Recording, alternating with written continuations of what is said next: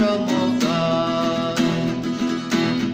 Pesmica naša srca oglaša, Božja ljubezen prenaj iz nas.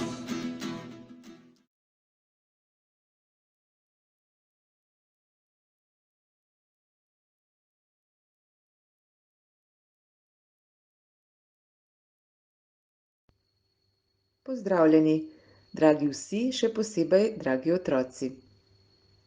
Danes imamo 4. dan meseca maja, 4. dan šmarničnega branja.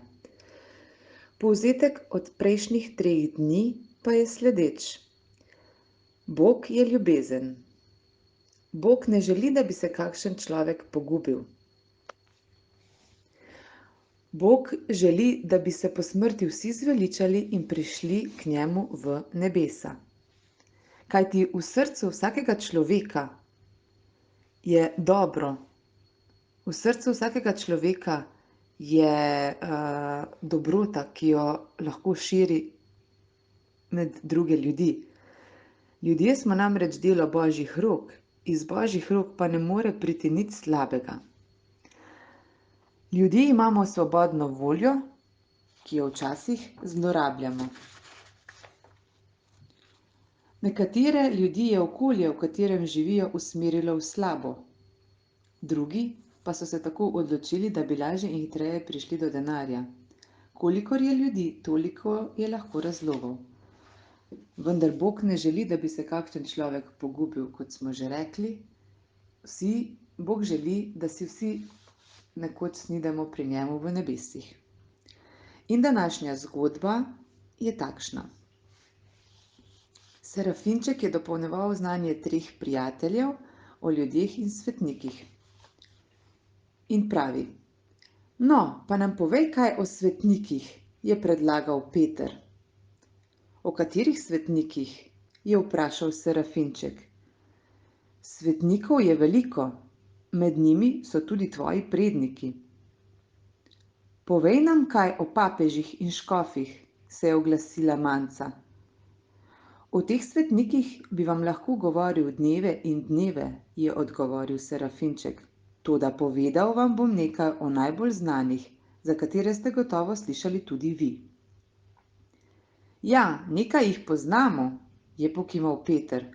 Škofa Antona Martina Slomška, papeža Janeza Pavla II. In mogoče še kakšnega.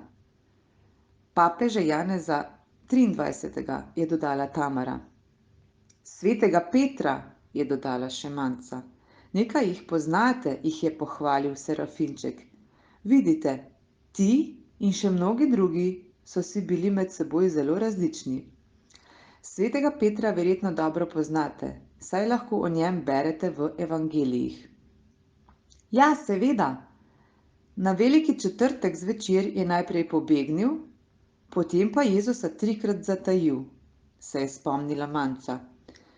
Pa po vodi je hodil, se je posvetilo Tamari. Da, apostol Peter je bil zanimiv mož. Jezus mu je izročil ključe nebeškega kraljestva, zato je upodobljen v cerkvah z 2 ključema. Zelo zanimiv je bil tudi papež Janez 23. Bil je zelo preprost mož in imel je prisrčen smisel za humor.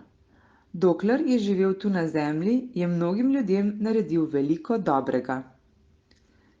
Zato mu rečejo Janez Dobri, se je posvetilo Tamari. Tako je pokimal Serafinček. Sicer pa je za svetnike značilno, da so bili dobri, drugače ne bi bili svetniki, je dodala Manca. Kaj pa škof Slomšek, je zanimalo Petra. Kako se drži v nebesih? V nebesih gre vsem dobro, se je zasmejala Manca. Škof Slomšek je bil goreč škof, skrben pastir svoje črede in zaveden Slovenec. Skrbel je za lepoto slovenskega jezika. Srčno si je želel, da bi bili Slovenci dobri kristjani, pošteni ljudje, je vedel povedati Serafinček. Ali si tudi v nebesih še vedno želi isto, je zanimalo Petra. Seveda si želi. Ko je živel še na zemlji, si je veliko prizadeval tudi za vzgojo otrok. Zato je zavetnik šolarjev in dijakov. Škof Slomšek je torej vaš zavetnik. Prav tako je zavetnik vinogradnikov in vinarjev. Bil je Štajerc, je pokimala Manca.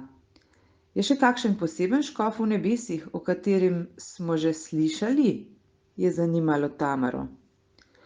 Vsi ste že slišali za škofa Antona Vovka. Bil je škof v Ljubljani, veliko je pretrpel, ker so si ga nasprotniki hoteli na vsak način pokoriti.